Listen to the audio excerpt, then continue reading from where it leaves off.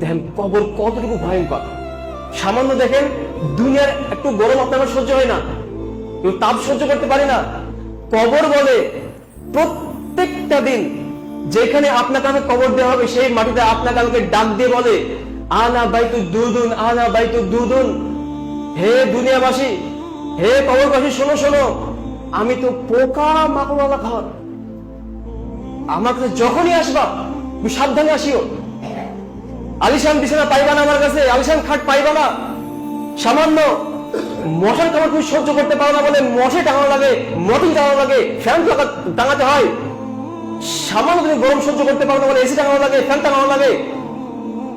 7 ঘন্টা আলিশান ঘুম দেওয়ার জন্য তুমি খাট বিছাও, কোন সুন্দর বালিশ, কোন সুন্দর আসবাবপত্র তুমি খাটে বিছিয়ে রাখো সামান্য 7 ঘন্টা ঘুমের জন্য। কিন্তু একটি কথা বুঝে রাখো, আনা বাইতু দুদুন, আনা বাইতু দুদুন, আমি তো পোকা মাকড়ওয়ালা ঘর।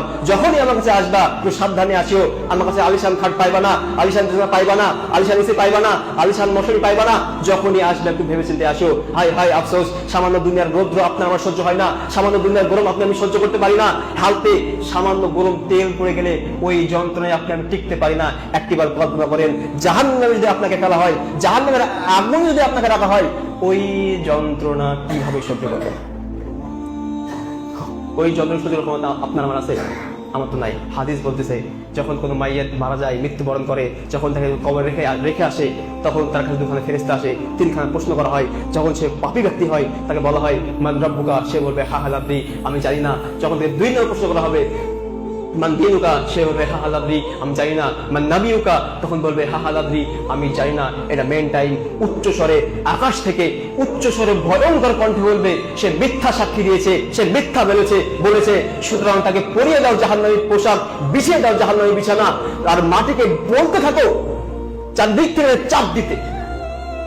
একটিবার কল্পনা করেন দুনিয়ার আলিশান পোশাক দেওয়া হবে না, যে পোশাক আপনি আজান পরে রয়েছি ওই পোশাক দিয়ে দেওয়া হবে না, আগুনের পোশাক পরিয়ে দেওয়া হবে। বলা হবে পরিয়ে দাও আগুনের পোশাক, বিছিয়ে দাও আগুনের বিছানা। যে বিছানায় আপনি আমি রাত্রি কাটাই, শুয়ে থাকি, ওই বিছানা নয়, আগুনের বিছানা দিয়ে দেওয়া হবে।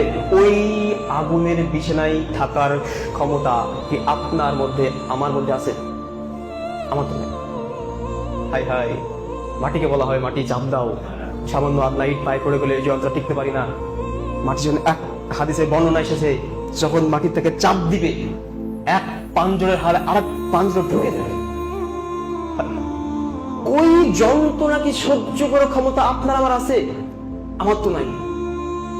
সুতরাং আল্লাহকে নারাজ করে দিন পার করিয়েন না, আল্লাহর দিকে রিটার্ন করে ফিরে আসেন। একটু আগেই বললাম যে নিজেকে চেঞ্জ করতে পেরেছে, পরিশুদ্ধ করতে পেরেছে, সেই সফল হয়েছে। সুতরাং এখনো আপনার হাতে সময় রয়েছে, এখনো আজরাইল আপনার বাসায় আসে নাই, এখনো আপনার হাতে টাইম রয়েছে। এখন থেকে নিজেকে পরিবর্তন করুন, চেঞ্জ করুন। যদি ইহকালে পরকালে কামিয়াবি অর্জন করতে চান তো।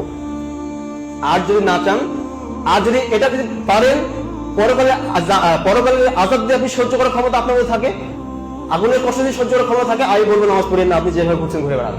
যদি ওই কষ্ট সহ্য করতে পারেন, আর যদি না পারেন, আল্লাহর রাস্তায় বলতেছি, ছোট ছেলে হিসেবে, ছোট ভাই হিসেবে, ছোট বন্ধু হিসেবে আল্লাহর দিকে ফিরে আসেন। আপনি কি অন্যায় করেছেন যে আল্লাহ আপনাকে মাফ করবে না, ক্ষমা করবে না? আল্লাহ বলতেছেন লা তাকনাতু মির রাহমাতিল্লাহ, আমার রহমত থেকে নিরাশ হয়ে না। সুতরাং যতই অন্যায় হোক না কেন আল্লাহর দিকে ফিরে আসেন, আল্লাহ আপনাকে ক্ষমা করার জন্য বসে রয়েছেন। সুতরাং আর হতাশা নয়, আর দুশ্চিন্তা নয়, আজ থেকে রিটার্ন করে আল্লাহর দিকে ফিরে আসবো ইনশাআল্লাহ। ফিরে আসতে হবে। আল্লাহ আমাদের প্রত্যেককে কবুল করে পড়েন, আমিন। জি।